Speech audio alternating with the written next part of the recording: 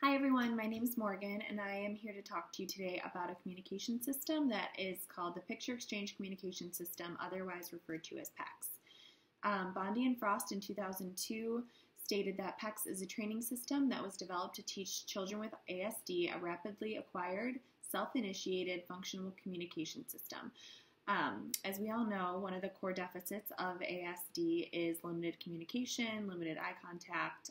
They don't have the communication skills, the verbal and nonverbal skills that typically developing children do. So this communication system is put in place to give them the opportunity to communicate their wants and needs with a communication partner. So research has shown that PECS is effective with preschool and elementary children across a variety of home, school, and community settings. And it doesn't stop there. It's really, become beneficial for anybody that has limited communication and has been shown to be effective even in middle school and high school students.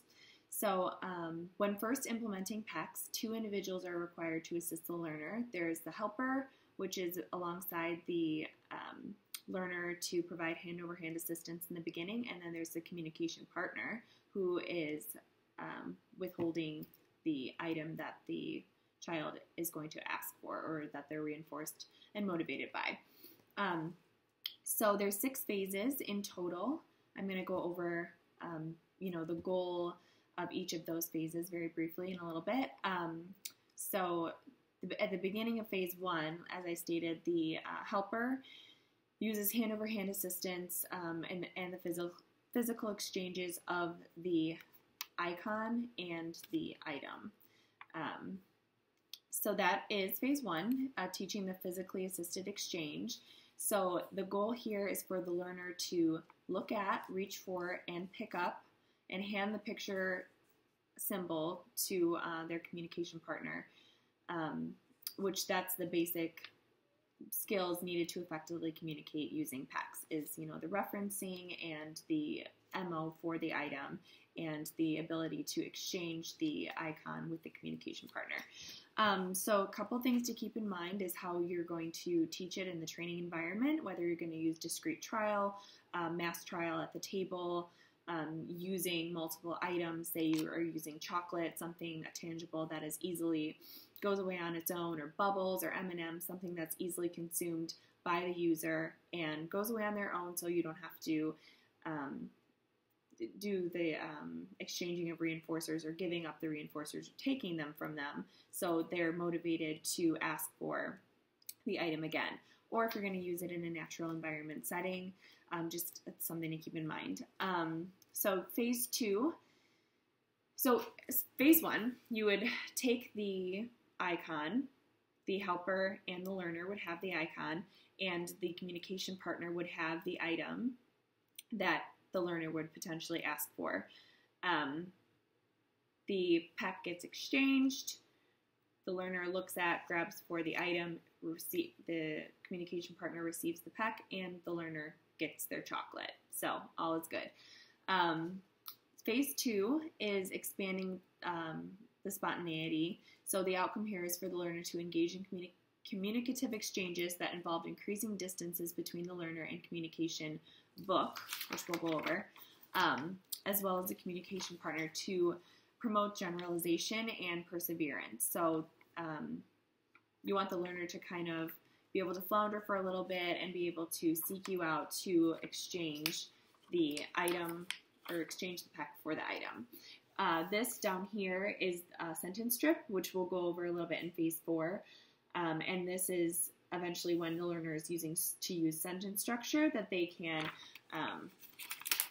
make a sentence and then peel it off. It would be attached via Velcro, so then they could form a whole sentence. So that's what that is, but we'll go over that in a second. Phase 3 is the simultaneous discrimination of pictures. So you would ideally have a wider array of pictures, and it wouldn't just be, the one chocolate icon for the one chocolate item. It would be a wider array so that the learner works on scanning And the outcome here is threefold. It's for the learner to be able to select the picture associated with the object from a larger field. Second, it's the learner has to approach the communication partner from a longer distance. And third, they have to give the communication partner the PEC to access the desired object or item. So you want to provide ample opportunities throughout the teaching session for the learner to be able to request items, as naturally as possible would be the best way. And then also keep track of the reinforcing items throughout the session. Which items have lost their reinforcing value? Say the learner just ate lunch and they're satiated with chocolate, they already had their dessert and they don't want it anymore. I wouldn't really try to push them to ask for chocolate in that given moment. Maybe they'd be more reinforced by a puzzle, or maybe they haven't drinking water in a while, and these are just a couple examples of items you could use. But again, it's all individualized for the learner, and it's totally up to them. You don't want to, unless you're trying to condition new reinforcers by, stimulus pairing or something like that, it's all up to the learner. So this is for them to be able to advocate their wants and needs, and then asking for particular things, I guess you could program separately, but that's what the goal of PECS is. So phase 4 is building sentence structure. So physical prompts are used in the beginning, but then they're faded super quickly. And then once this sentence strip is introduced, which we went over briefly before, this is how they communicate for all of their requests from here on out. We're not taking a step back. We're not just exchanging the puzzle icon for a puzzle. It's going to be, I want puzzle. And then this strip would be removed, and the learner would exchange it for their desired item. So phase 5 then would be responding to the question, what do you want? So this should be, the whole implementation of PECS should be pretty simple because you're working with motivating and reinforcing items, and the child should be motivated enough to ask for them. So answering what do you want from a larger array of icons of PECS is adds that sentence component so that they have kind of more of a free operant. It's not you displaying the image and the learner having, one choice, one forced choice. This is them having a wider array of options for them to be able to request what they want. So that's responding to what you want is phase 5. Phase 6 is commenting. So now you're teaching, you're beginning to teach a new form of a communicative functioning via labeling, tacting. So the item that you're asking your learner to label, this is tricky. It should not be used as the reinforcing item. So if you ask, what is this? They tell you chocolate, and yay, good job. Here's some chocolate. That just gets confusing for the learner. So try to use, you should be using reinforcing items for the labeling, the labeling portion of it. But I would, you shouldn't reinforce with the same item. So this SD is more what do you see rather than what do you want. So once the learner is able to build sentence structure and they're able to communicate using a variety of operants, tacting, manding, PECS has been completed. So there's a couple advantages and disadvantages to PECS. So the PECS teaches the learner to communicate to achieve socially mediated outcomes. For learners that aren't vocal, this is an amazing way for them to communicate their wants and needs, and it could also, this aspect of functional communication could decrease a potential problem behavior that, that frustration with not being able to communicate your wants and needs is now relieved. So once the skill is learned, PECS use is expanded so that children develop a broad vocabulary, sentence structure, and additional communicative functions.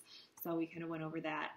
One disadvantage I found in PECS, just using it in practice, is the materials. It's not that it's a super expensive material, obviously, because speech generating devices and AAC devices can be pricey. but it's just the time needed to create the PECs, because it is an icon with a text and a visual on a card. So if you find a new reinforcer that the learner is motivated by within a session, you have to go to the computer, print out an icon, and it could just kind of lose the reinforcing aspect or the motivation within a session. So other than that, I found super great success with using PECs with clients. Super early learners is usually, we obviously start with demanding, and we start with a bank of reinforcing items for them. And ideally, this communication book, this PECs book, would have several pages and a wider variety of PECs that the learner would scan for. And then it would, the next step would be to use a communication device after this. So hope you learned something. Thanks for listening.